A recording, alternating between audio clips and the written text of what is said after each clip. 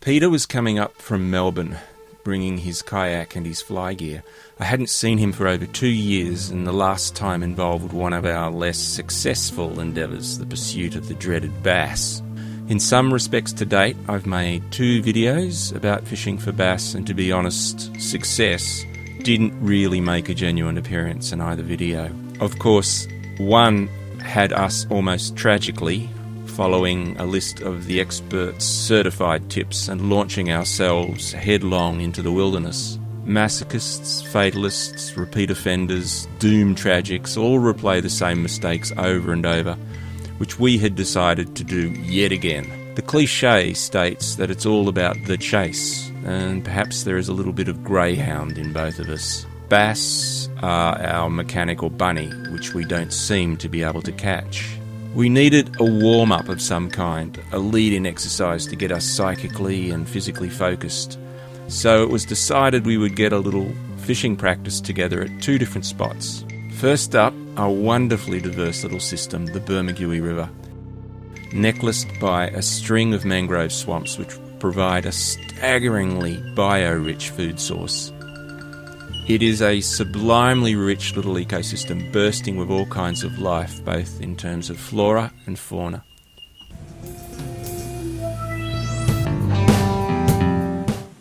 Oh, it's a big tailor.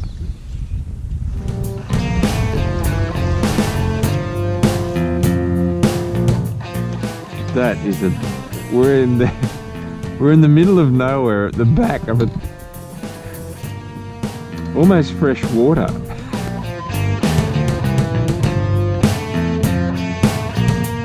No, not mine, I claim. Has to be your blood. Big bread.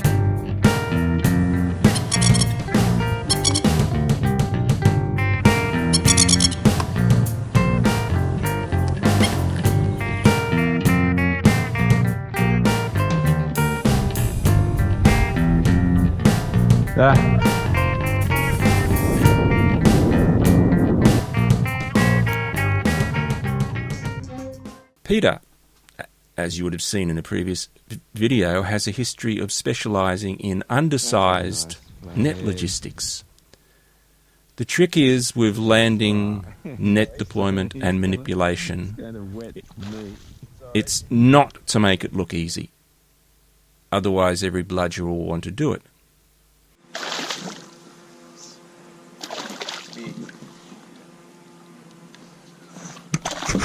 Malacrita proportions. Well, he's probably eating the giant mullet we've seen. It's got to attract big flathead mullet the size of... And you can always fall back onto the hands-on approach. Now, if Peter had wore the camera, my incompetence with a net would be revealed to the world. But I'm glad it's an undiscovered talent on my part. Wallaga Lake calmly resting beneath the shadow of the mountain, Goolaga.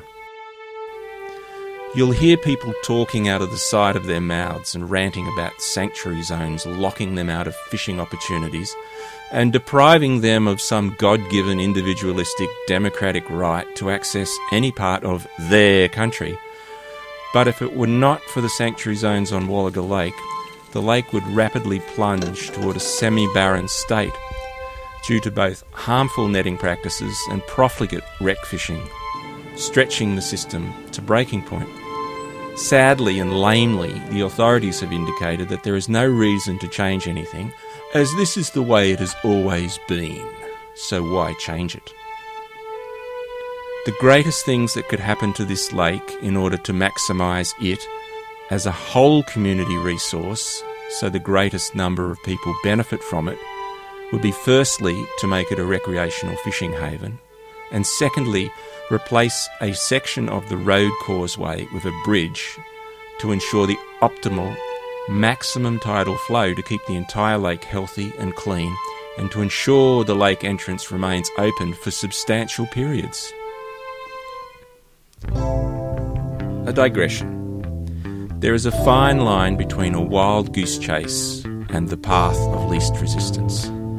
Now, I sent my lawyer, his Lord High Justice, on a quest in order to provide him with a little relief from the rigorous stresses of the turgidly combative legal universe. It was a simple, diverting task. While on a road trip, could he please keep a legal eagle eye out for any potential decent fishing spots? That is, future fishing nirvanas. Of course, his research didn't involve the examination of any topo maps or Google Maps looking for hidden Piscean nooks and crannies. He just went full road trip with an eagle eye hanging out the car window and what could be termed simply nomenclature spotting, till he found a road sign. This is a big claim to advertised by any roadside. The momentous claim of paradise, which I take to be a paradise on this earth, which signifies that you do not have to depart from this world to indulge in the cornucopia of heavenly delights promised by the many religions of the world. So, do I take this sign at its semiotically contractual word, i.e. a guarantee of fishing heaven? Will it seriously provide a state of supreme happiness and fishing bliss? Well, an expeditionary missive that I received suggested that their party became engulfed by mozzies the size of kittens while recording the images they sent me.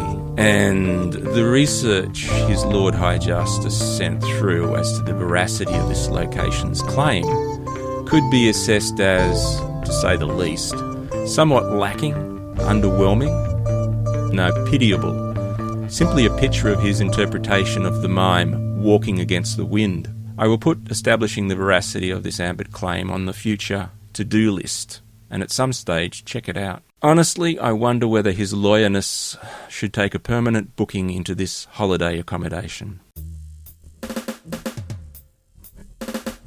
So the time was approaching to launch into a quest, the pursuit of bass. Tributes, sacrifices and libations had to be indulged in. The full formal pomp and ceremony of a traditional Collingwood farewell was assembled and constructed for the brave souls about to undertake a historic and momentous bass fishing adventure. Appropriate icons of true religious significance were set in place as prophetic tokens that emanated raw, powerful positivity. Betty and Jeff wished us well as we prepared to venture on our way. But before departing, a fine repast was consumed and toasts to the success of the expedition continued through to the first glimmers of dawn.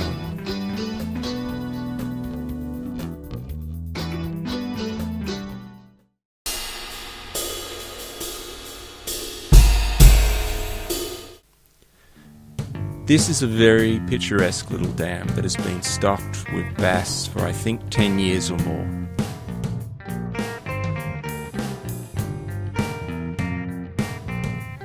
We both were quaking with a childlike excitement at the prospect of finally catching bass outside of our imaginations. Peter had his fly gear in the hope of luring a difficult quarry on an even more difficult but arty fishing technique. All hail the art.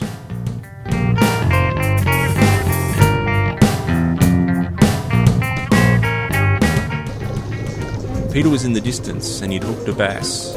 I stampeded over to have a gawk.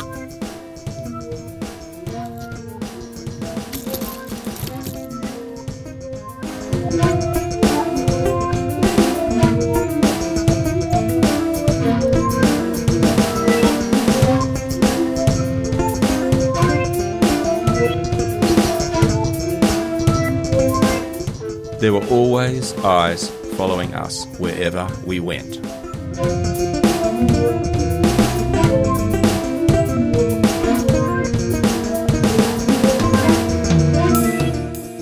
Again, Peter in the distance, standing up in his kayak fly fishing. Now for me, standing in a kayak is one tightrope I am not going to attempt to cross.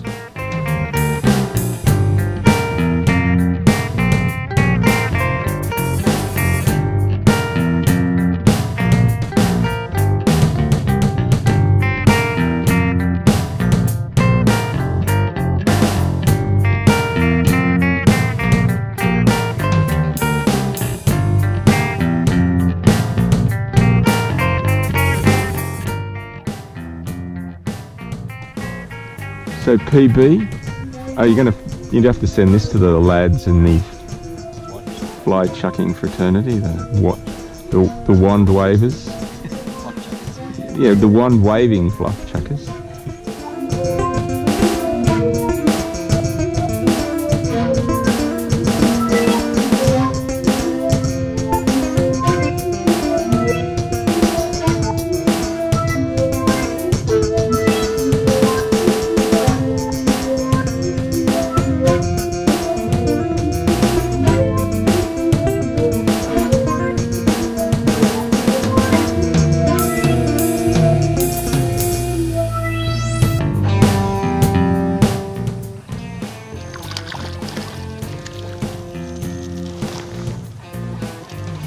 Got a bass.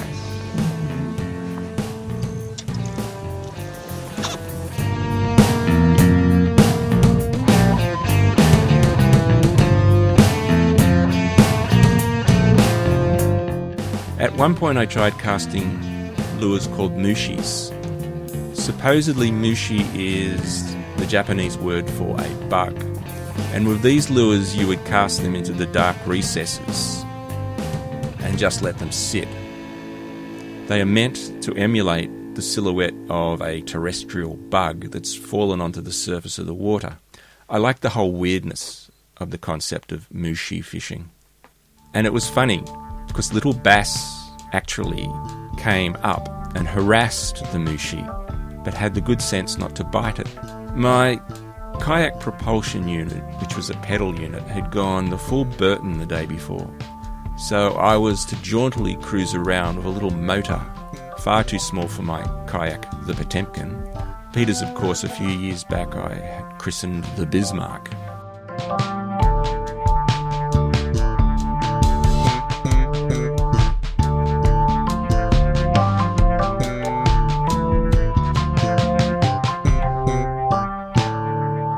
And it finally happened. I caught a 40-centimetre bass. Not huge, but to me personally it was big, and it did drag the kayak around for what seemed like a long time, though everything was running in that weird form of frantic slow motion. I had tons of footage of our adventure and even footage of catching this 40-centimetre bass, but 50% of the footage glitched on the memory card of the camera and came out as unusable, which left me completely devastated. So tangible success. I caught a good bass, Peter caught a few, including one good one on fly. Immersed in magic and awe, what more could either of us have desired? As an addendum, if you want to view one of the coolest, most artistic little fishing videos ever, then check out this one. Even if you don't like fishing, you must visually appreciate this for its subtlety and its rich visual lushness. I reckon Peter wants to go full art like this. I'll have to get out my beret first.